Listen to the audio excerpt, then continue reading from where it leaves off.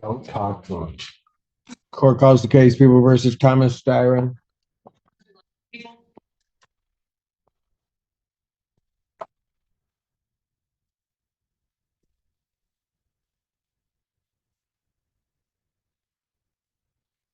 I'm Stein, the living man. I'm here by special appearance to address this matter. I'm sorry. So I'm Thomas Styron, the living man, not Thomas Gilbert Styron, the entity you know me as, or as I'm in my papers. I'm here to address the matter. All right, thank you. Did you wish to be represented by an attorney, sir? Here's our first legal fork in the road. When he says Thomas Styron, the living man, he's trying to draw a line between himself and the legal entity named in the case caption. That's a common sovereign citizen move intended to challenge jurisdiction or obligation. But in practice, courts look at the person standing before them who was charged with the offense, not an abstract construct. Also note the phrase, special appearance. Historically, that could preserve certain jurisdictional objections, but most modern courts treat these labels as irrelevant unless tied to a proper legal motion. Engagement check. Do you think using different wording should change how the court treats a defendant, or should conduct and facts always control? No, I'm here to address the appropriate persona. All right. I do have to advise, so you're going to represent, you need to stand in the middle of the podium where he's telling you to stand. Now. Mr. Allen. If you don't want to cooperate and handle things, he wanted you in the middle of the podium where you're supposed to be. If you don't want to be there, then say no. I'm telling you now to do it.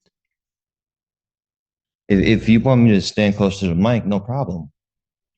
Sir, you want to play a game with me? No. Not today. Mr. Allen, take him. We'll bring him back out when he wants to cooperate.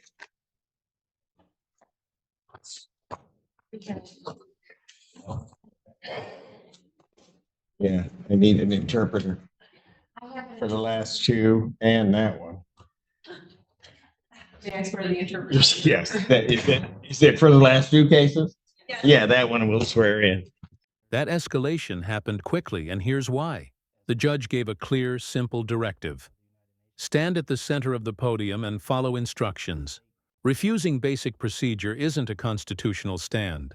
It's disruption. Judges have a duty to keep proceedings orderly, and the fastest way to lose credibility is to turn every instruction into an argument. Notice the technique: short commands, a warning, then removal until cooperation is promised. That's not punishment, it's leverage to restore order. Critical takeaway: you can disagree on law and still comply with process. Question for the audience: would you have removed him that fast, or given one more warning? I am Tariq Maratari Kade, the executor of the Tariq Maratari Kade Living Trust and the registered owner of the Tariq Maratari Kade Ex Relatione Kingdom Wilson Estate. Right. So you are appearing here without an attorney. I do have to advise you that you are charged with the offense of fleeing and eluding in the third degree under the Motor Vehicle Code. That is a felony punishable by up to 5 years incarceration and or a $1,000 fine plus court costs. Let's clarify the stakes.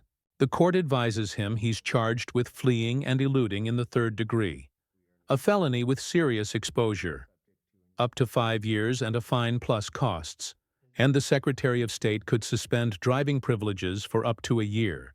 The judge also explains the right to counsel, including appointed counsel if he can't afford one. Here's the risk of self-representation. Evidence rules, filing deadlines, and court procedures are landmines even for trained lawyers. If you want to argue technicalities, you need technical fluency. Audience poll: in a felony case with potential prison time, would you ever go pro se, or is that a hard no? Additionally, the Secretary of State could suspend your driving privileges for up to a year. Do you understand that, sir? I comprehend. Do you understand? I comprehend, yes.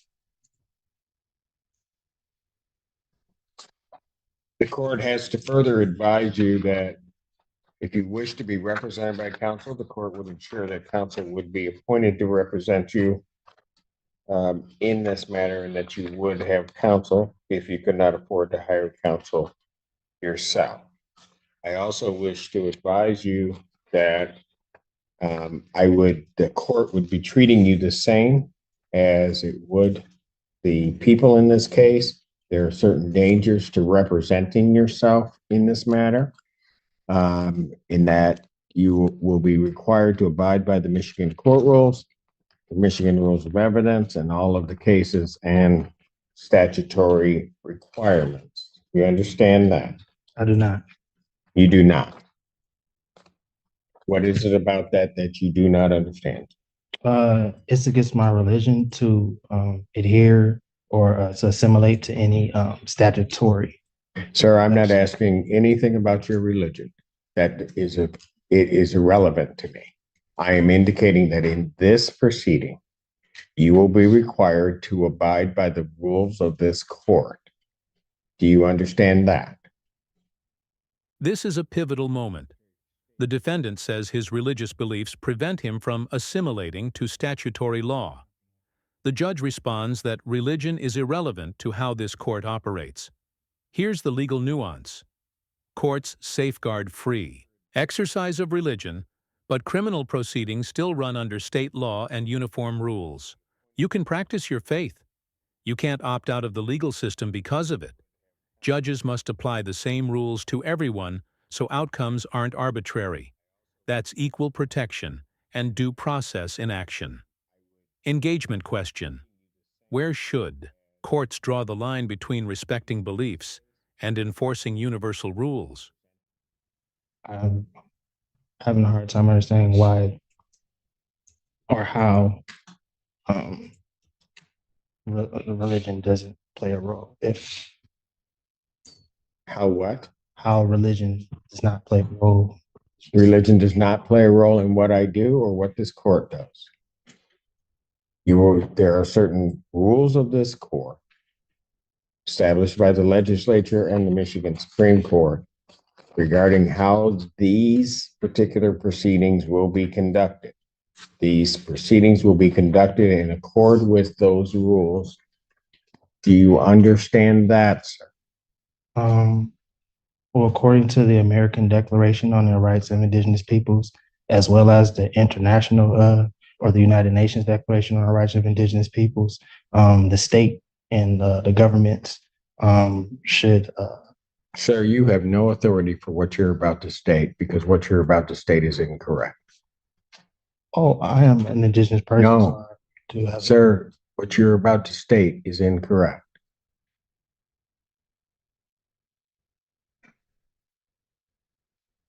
Well, if you were on indigenous lands, if that's where you're going, then maybe you might be right. As it stands right now, this proceeding is not on indigenous land. Well, that's a matter of perspective, sir. It is. And the only perspective that's going to matter on that is mine. We are not on indigenous lands subject to indigenous or tribal rules. You are subject to the rules of the Michigan Supreme Court as they are promulgated, both in terms of procedure and evidence. Do you understand that that's what's happening, sir? Now we see a shift to jurisdiction framed through indigenous rights. The defendant references international declarations to argue the state lacks authority over him. The judge answers directly, this proceeding is not on indigenous lands, and the only perspective that governs in this courtroom is the court's, through Michigan law and rules of evidence. Key principle: subject matter and territorial jurisdiction aren't self-declared. They're established by law. Invoking international documents in a state criminal case won't override statutory authority unless the law says so. Think of it this way. You can't bring the rule book from a different league and force the referee to use it mid-game. Question: do you think the judge handled that explanation too bluntly, or was the firm stance necessary to keep the case on track?